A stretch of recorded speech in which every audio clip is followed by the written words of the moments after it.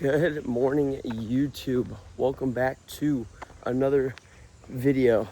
And I am loving this prep so far. I feel so strong. And you might think, prep for what? Exactly. You can't even tell because I'm not even running. I'm up here for a morning. Ooh, I think I turned the wrong way. I'm back to what I was saying. I'm on a walk this morning. I've got a light little walk and then some stretching on today's docket. And I'm running faster than I've ever ran. And the long runs are feeling easier than they've ever felt. And I also feel stronger during a prep than I've ever been before. And at the same time, I'm lifting less than I had ever done during a prep. We're currently lifting twice a week right now, I think. And I feel freaking great. And I think there's a lot to unpack there. And that's what today's video's topic is going to be about. So sit back, relax, and enjoy today's video. So one of the reasons why I'm lifting less is because we're filling a lot of that time back up with some active recovery sessions.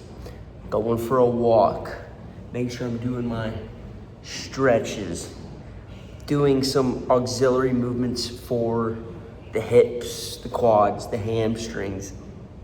A lot lighter movement, and as much as it doesn't seem like a workout, intensity is very low, but it still takes a lot of time, and having to fit in the prep and then lifting and stretching, you're talking a whole day of exercise.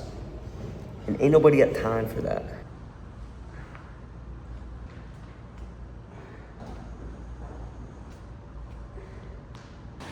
Bike ride gang, exploring new parts. The new, what is this called? It's the convention center area thing. The convention center area thing. They put in that big old Omni right there, another bar on the inside. I'll show you the fountain's actually pretty cool, but it's right here at the port, and they've been working on it for a while. The cruise ships go out of the convention center too. Oh, they do? Like there's a connected. Oh, so that's like the security part. Yeah. But yeah, right on the water. It's pretty. Apparently they're gonna hold like concerts, so we'll bike by it, but we haven't checked this out since it's been kind of done. Sargassum grass everywhere. Here's the little venue where they'll perform some things. Amphitheater. Man, that sargassum grass is everywhere around Florida right now, and it's starting to smell.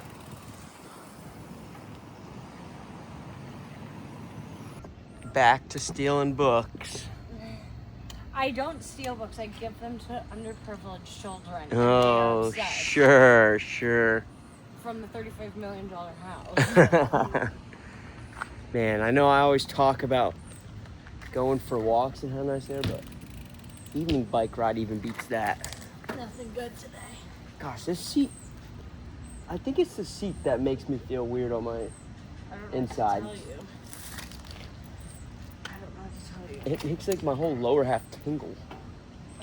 As great as morning walks and little nice stretches are, there is work to be done, unfortunately.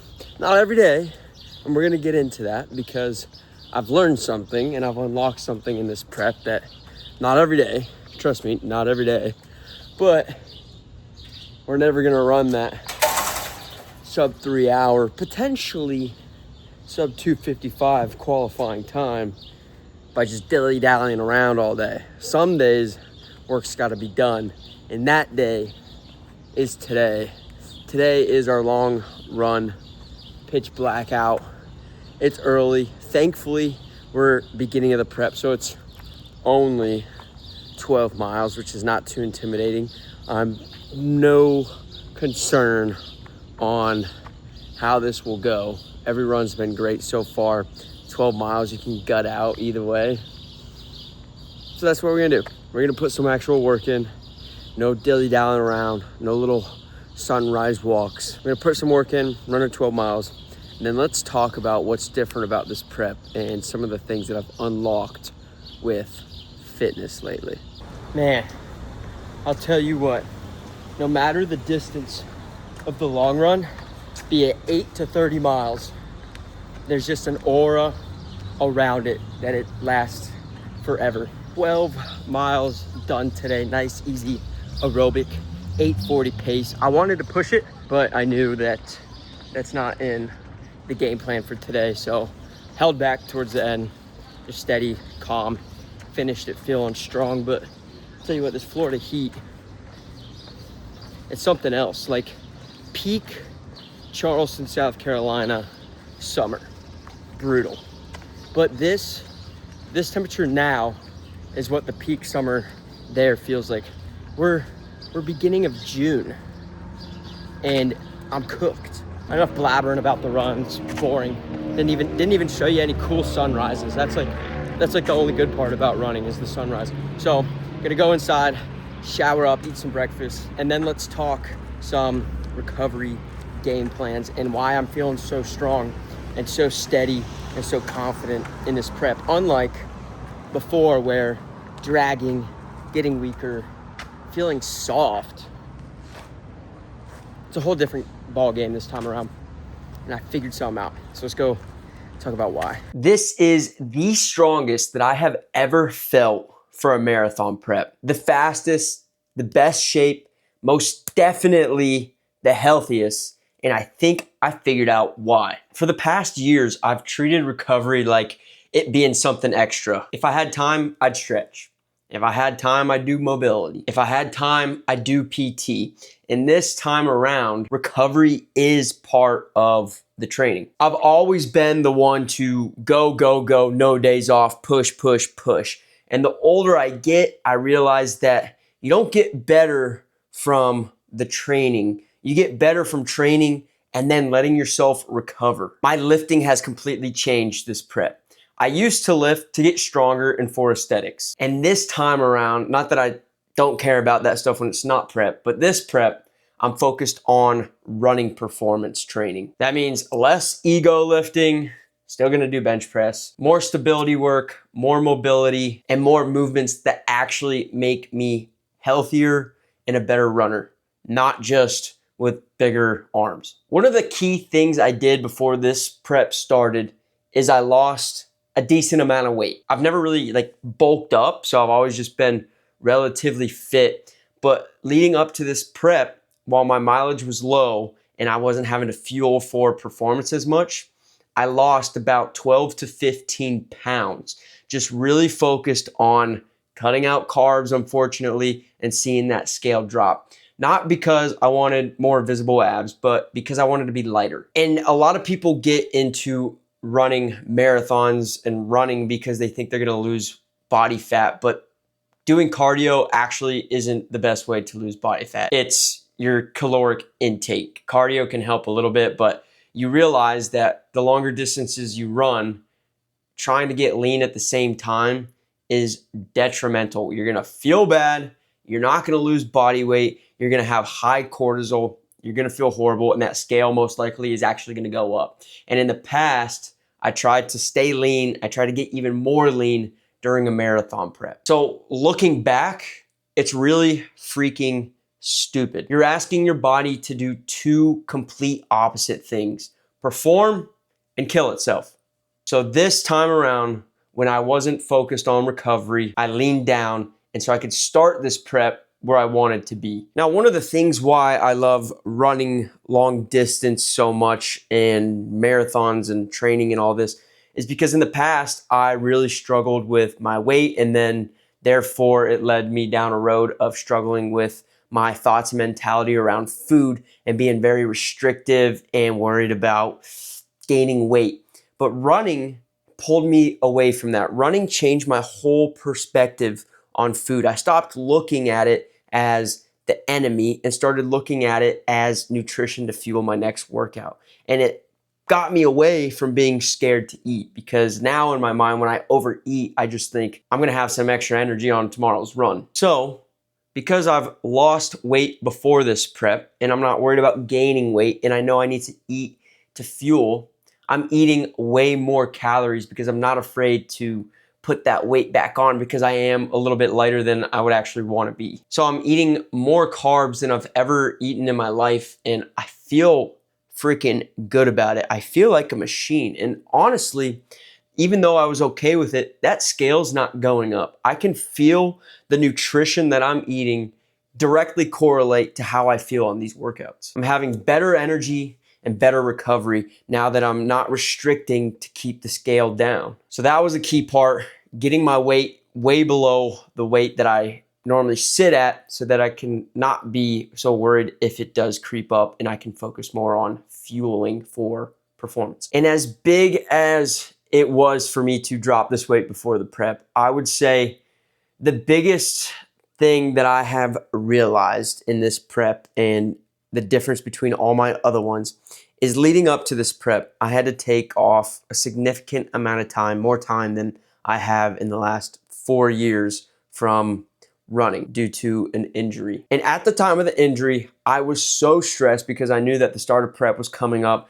I thought it was the end of the world. I thought there was no way my injury was going to heal. I'd never be able to run again, and that this was the end of it for me. That's literally what I thought. And then I did the PT work. I took the time off. I recovered, and now I'm better than I ever was. But at the time, it was awful. And it forced me to do something, like I said, I never do. Nothing. Not active recovery jogging, no light workout, actually nothing. And during that time off, I realized how much fatigue I was actually carrying. The year of 2025, I ran over 3,000 miles. That was almost 60 miles a week for 52 weeks in a row. And that became the norm. And in my prep earlier this year, I still carried it on, and I kept running and running. And I honestly lost sight of what the baseline on how you are supposed to feel on the inside because I was always hammering. This time around, doing nothing, I realized how tired my body actually was. And now that we're back running and that fatigue's gone, it is crazy how motivated I am to be running right now and to be training right now. And not because I'm forcing it, but because I actually want to train. The long runs, while they're still early in the prep, I know they're going to get tough. I'm not dreading. I feel great on every single workout. I didn't come into this prep already running 60 miles a week. I came into this prep running, I think I did a couple weeks at 20 miles before starting this prep, which is unheard of for me in the past few years. And now, again, I'm looking forward to these workouts, which is a feeling that I haven't felt for a while. And so the biggest thing that's different from this prep on why I feel so great in it is because I finally changed my mindset around this training in this prep. Because for a long time, I always thought progress meant doing more. More miles, more lifting, more pushing. And now my mindset around this prep is that the actual progress comes from doing the right things consistently. And sometimes that's running more miles, sometimes that's doing nothing. And this is the first prep that I can feel and see myself training smarter and not just harder. And who's to say, we're 4 or 5 weeks into this prep, it might completely derail itself. I might be going too soft and not getting closer to the goal that I want. But then again, I could be becoming way better, faster, stronger, healthier than I've ever been. We'll see how it plays out, but I've got a very strong feeling that this mindset shift, the way I came into this prep, the way I'm focused on recovery, the way my nutrition is, the way my motivation is right now, I've got a very strong feeling about it. So we'll see. We will see. All right, guys. Thanks for watching another video. I hope you took something from this video on the importance of recovery, the importance of doing the right things before the thing actually even started, and just dialing in on your recovery so you can dial in on the training so then you can go back to the recovery and you get better and better and better and faster, stronger, and most importantly, tougher up here. More leverage, more input, not always more outputs. Better inputs, bigger outputs, bigger outcomes. That is the key. Don't forget to like and subscribe. See you in the next one.